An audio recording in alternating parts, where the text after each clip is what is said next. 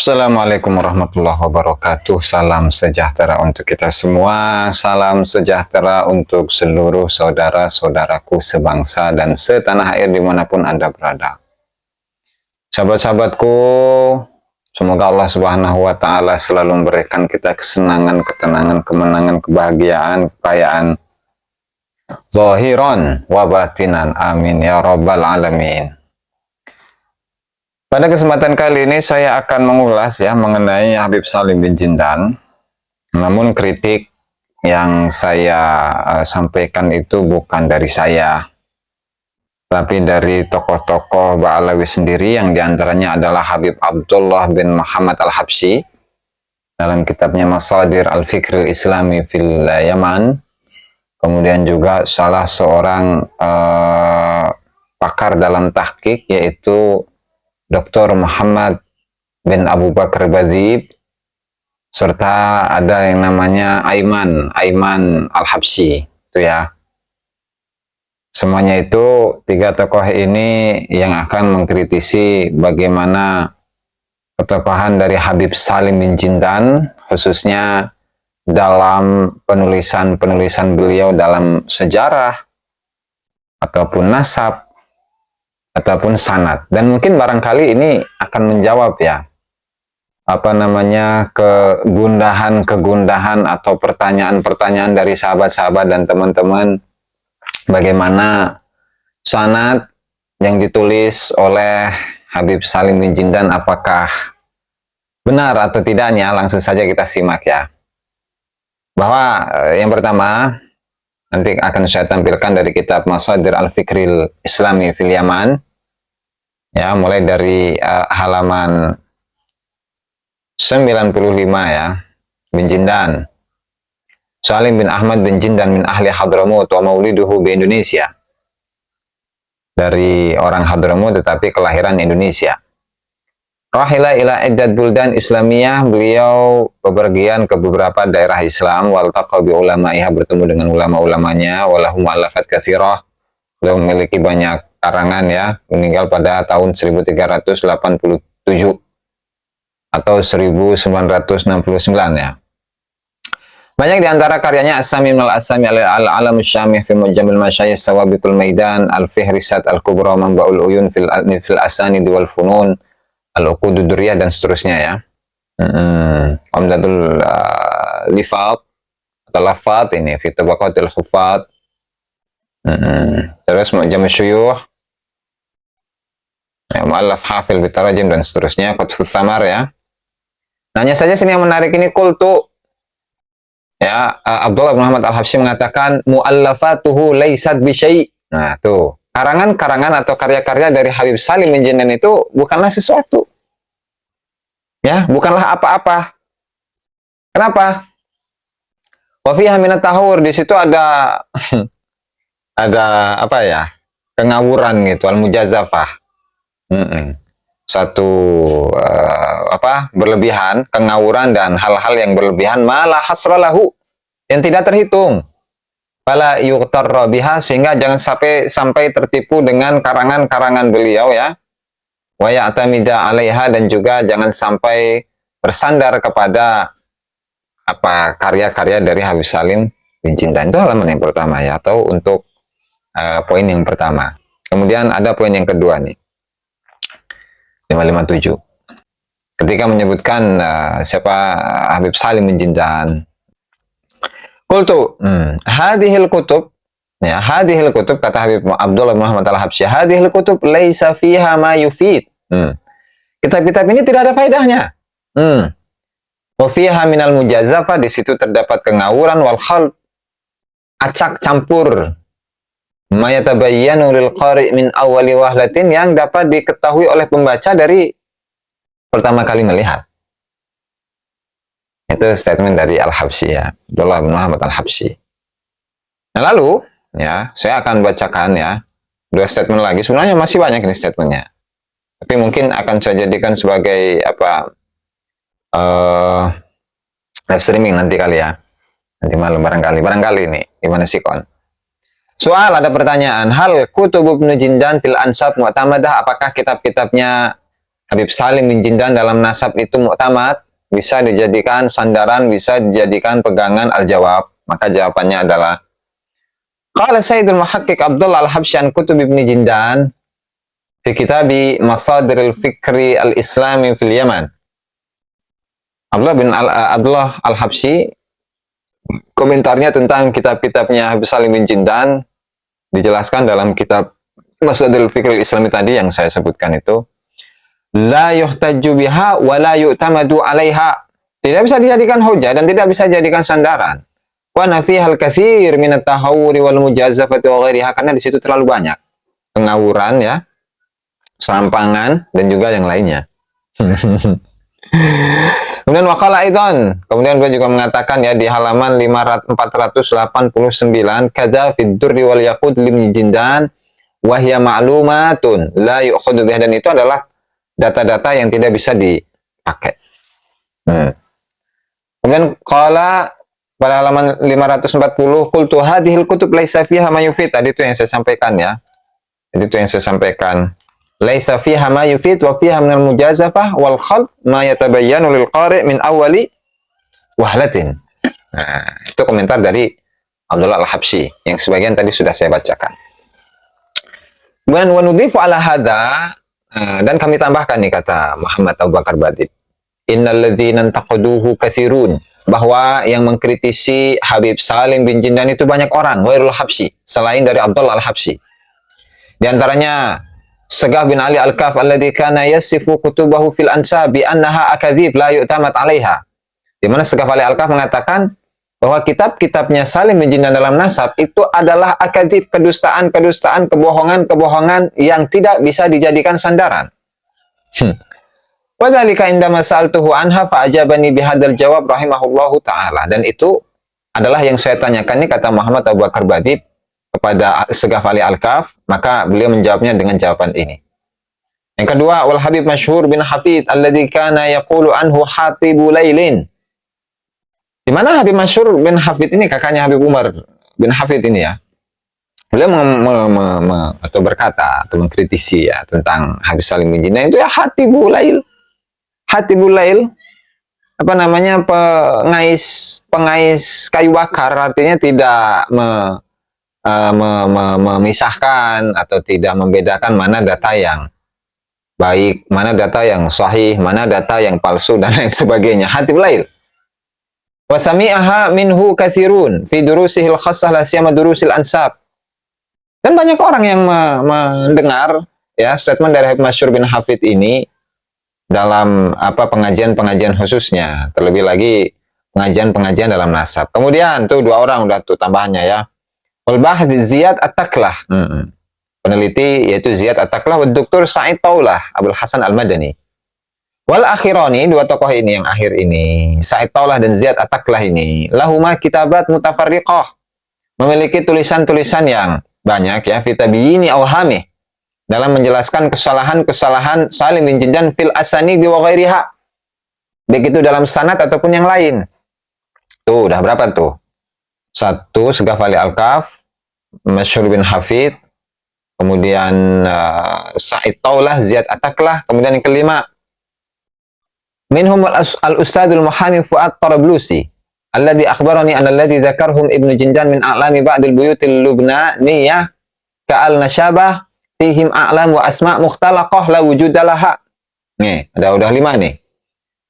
Bahwa Fuad At-Tarabulsi itu memberitahukan kepada penulis yaitu Muhammad Abu Bakar Badib bahwa yang disebutkan oleh bin Jindan dari beberapa tokoh-tokoh dari keluarga Labbaniyah apa Lubnaniyah itu ya, seperti Al-Nasyabah, di situ terdapat banyak tokoh-tokoh dan nama-nama yang palsu yang tidak memiliki wujud. Nah, udah ada 5 tokoh nih ya. Lalu bagaimana dengan sanad? Yang katanya sanad itu adalah sanad milik dari siapa namanya, Hasan Al-Alal. Nggak tahu Al-Alal atau Ad-Dalal itu. Yang kemudian dalam sanad itu menyebutkan siapa? Faqih Muqaddam, kemudian Umar bin Sa'duddin Al-Zafargi, dan lain sebagainya lah. Serta Alwi bin Ubaidillah, kemudian Ubaidillah bin Ahmad. Bagaimana itu?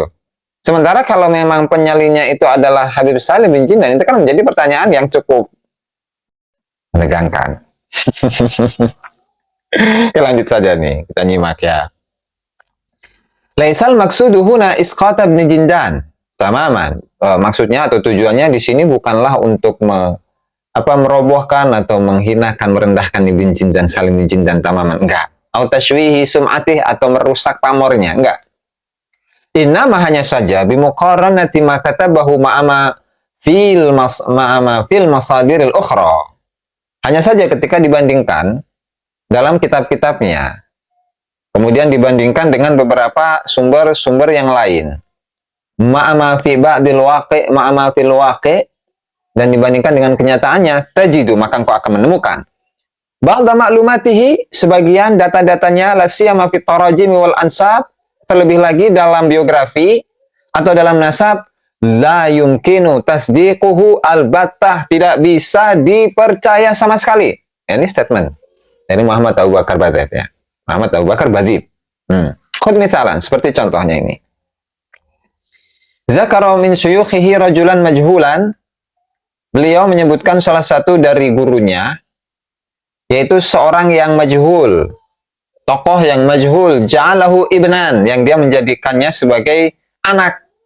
Al-Allamah Jamaluddin Al-Qasimi Ad-Dimashqi, yang dijadikan anak bagi Syekh Jamaluddin Al-Qasimi Ad-Dimashqi. Wa hadha syakhsu la yu'rafu abadan. Orang ini sama sekali tidak dikenal siapa ini. Wala yujadu fi Al-Qasimi man ya'rifu. Begitu juga di keluarga Al-Qasimi tidak ada seorang pun yang mengetahuinya. Nah, ini. Yang lebih ini lagi nih, lebih seru lagi nih, Mak. Ya. Wa azhara masanida li al-Ba'alawi al-awail. Dan juga Habib Salim bin Jindan ini ya mengeluarkan musnad-musnad untuk keluarga-keluarga Ba'alawi yang pertama.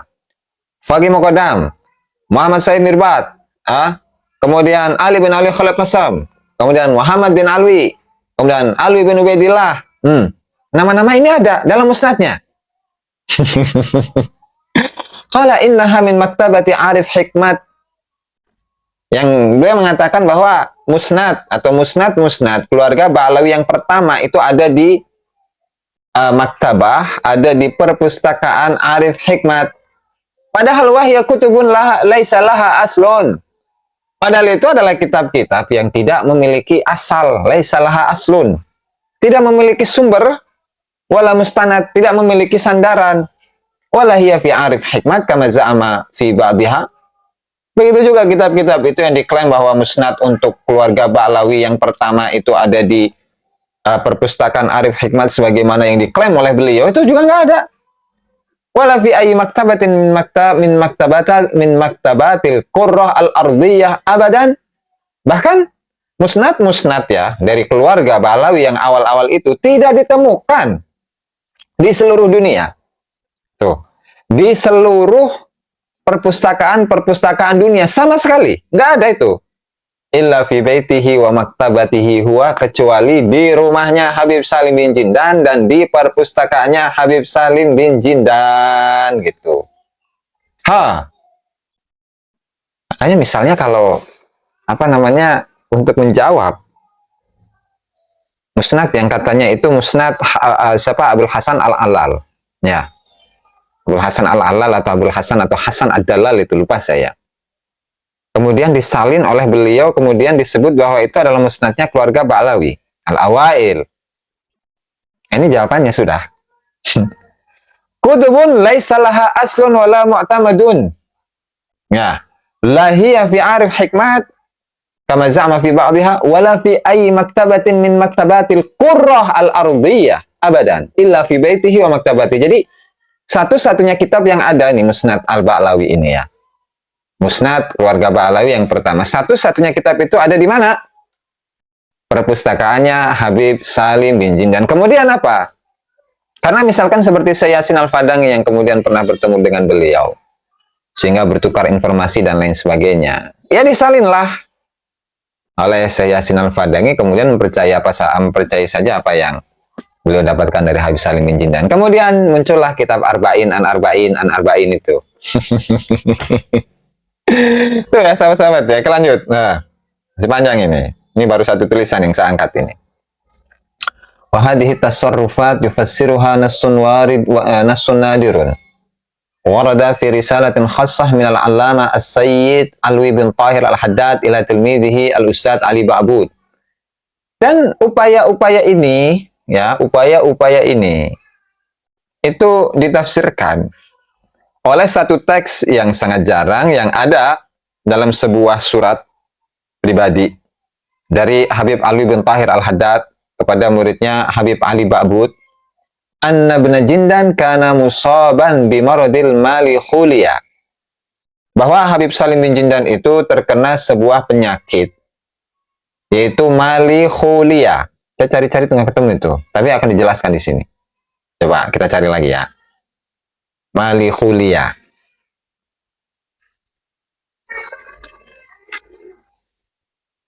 Lanjutlah. Ini penyakit mali khuliya.